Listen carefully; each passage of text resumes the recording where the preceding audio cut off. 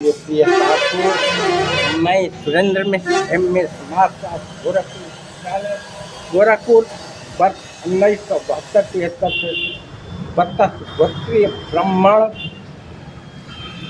एक्स-एन.एम.एस. Referral hospital Mairwa Garuda Purana से एक अद्भुत सत्य कथा बताने जा रहा हूँ, जो मेरे जागो हिंदू ब्राह्मण एकता मंच के जरिए। आप मेरे चैनल जागो हिंदू ब्राह्मण से सदस्य बने, सब्सक्राइब करें, बेल घंटी बजाएं। रुचि बटन।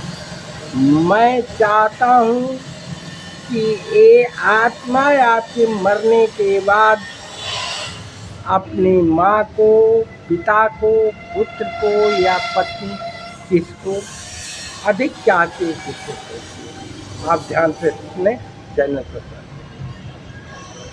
एक बार माँ सीता और श्री रामचंद्र जी चित्रकूट में अपने पंचवटी में बैठे थे। पंचवटी मतलब 5 पत्तों की कुटिया। जब माँ सीता कहती हैं कि हे प्रभु स्वामी, आप बताएं मरने के बाद ये आत्मा कैसे, इस तरह से किसको एक बात। माँ सीता के इस प्रश्न पर राम खुशी होते हैं और कहते हैं कि मेरे प्यारे, मैं बता रहा हूँ। मेरे प्यारे साथियों, कर्म के अनुसार ये प्राण आत्मा शरीर को छोड़ती है।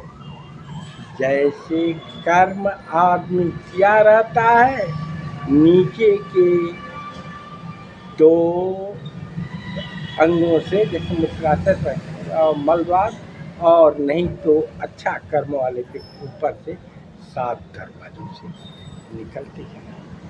मेरे इस पूर्वज आपके बच्चे निकलने से पहले, कुछ देर पहले शरीर नीचे से ठंडा हो जाता है और धीरे धीरे एक प्राण आवाज निकल जाता है। जब निकलते हैं, जिस तरह का कर्म रहता है उस तरह का शीतो सद कर्म अच्छे वाले को यमराज स्वयं आकर के ले जाते हैं, कोई तकलीफ नहीं। और जब बुरे कर्म होता है, उनके लोग आकर के घसीटते हुए, मारते हुए ले जाते हैं और तब तक पुनः ले जाके हिसाब के 13वें दिन तक उसको छोड़ देना।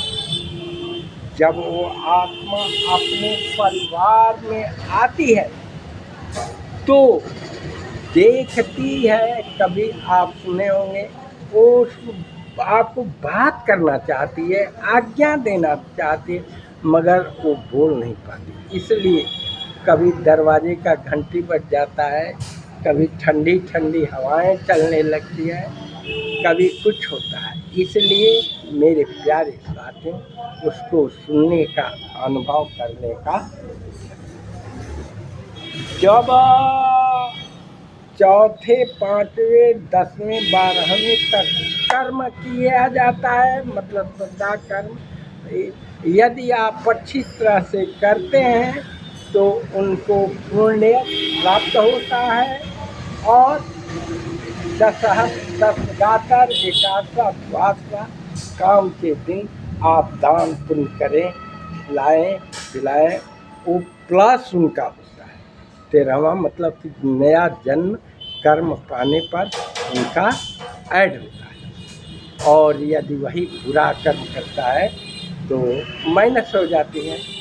दुर्घटना के कारण मरने पर वह शरीर पुनः दूषित हो जाता है। मेरे प्यारे साथियों, जब आत्मा, आप जैसा ये कर्म दीजिएगा उनको मिलेगा, खाए पिए।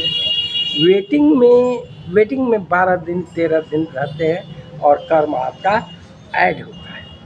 मेरे प्यारे साथियों, अब प्रश्न उठाओ, किससे अधिक चाहते हैं? तो गरुड़ पुराण, यदि मरते से पहले यदि उसको अपने माँ बाप से प्यार होता है तो माँ बाप के आते हैं, बच्चे से होता है इसलिए बच्चे को सब कुछ समझाते हैं, पत्नी से प्यार अधूरा रह गया तो पत्नी से आते हैं। आप सुने होंगे कभी कभी वो सपने में आकर के अच्छा से अच्छा अपने बेटे को, पत्नी को या माँ बाप अच्छा से अच्छा कर्म सिखाते हैं कि करो, और बचाते हैं, ज्ञान देते हैं कि उसको ऐसा करो, ये हाथी के यहाँ है, इसको ले लो, ये जमीन खरीद लो, फलाना जगह फला रखे हैं, ऐसे ऐड होता जाता है।